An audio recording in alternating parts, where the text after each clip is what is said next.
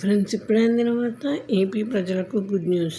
ఇకపై వారికి కూడా పింఛను నగదు రూపంలో వస్తుంది అంటూ వార్తలు అయితే వస్తున్నాయి ఫ్రెండ్స్. మరి దాని గురించి వీడియో చేయడం అనేది జరుగుతుంది ఫ్రెండ్స్. మరి దయచేసి లైక్ చేసి షేర్ చేస్తూ సబ్స్క్రైబ్ అయితే చేసి మరిన్ని లేటెస్ట్ అప్డేట్స్ కోసం బెల్ ఐకాన్ అయితే క్లిక్ చేయండి ఫ్రెండ్స్. ఇంకా వివరాల్లోకి వెళ్ళిపోదాం. అయితే ఏపీ ప్రభుత్వం పింఛన్ పంపిణీకి సంబంధించి మరో కీలక నిర్ణయం తీసుకుంది.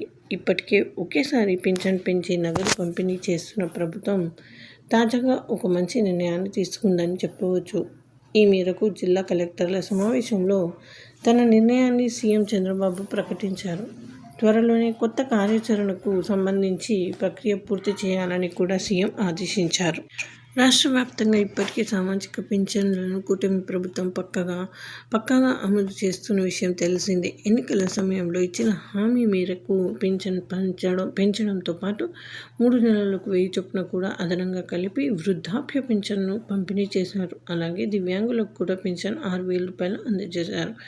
అయితే వాలంటీర్లు లేరు కాబట్టి పింఛన్ పంపిణీ ఎలా అని అనుకుంటున్న సమయంలో సచివాలయ సిబ్బందిని నగదు పంపిణీ చేసి ప్రభుత్వం మన్ననలను పొందింది. ఇలా సామాజిక పెన్షన్ల విషయంలో పక్కగా వ్యవహరిస్తున్న ప్రభుత్వం మరో గుడ్ న్యూస్ చెప్పింది.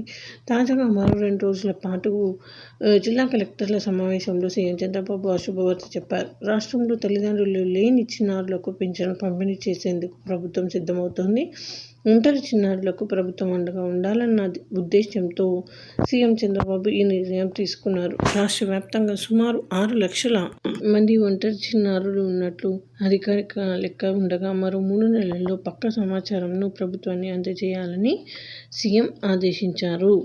అయితే ఈ నిర్ణయంతో తల్లిదండ్రులు లేని చిన్నారులకు ఆర్థిక సహాయం అందుతుందని చెప్పవచ్చు. ప్రభుత్వం తీసుకున్న నిర్ణయం పట్ల మానవతావాదులు, స్వచ్ఛంద సంస్థలు హర్షం వ్యక్తం చేస్తున్నాయి. ఎవరూ లేక దిక్కుతోచని స్థితిలో గల చిన్నారులకు ప్రభుత్వం సహాయం అందించే ప్రక్రియకు పూనుకోవడం హర్షించదగ్గ విషయమని నెటిజన్స్ కూడా ప్రభుత్వానికి తమ మద్దతు పలుకుతున్నారు.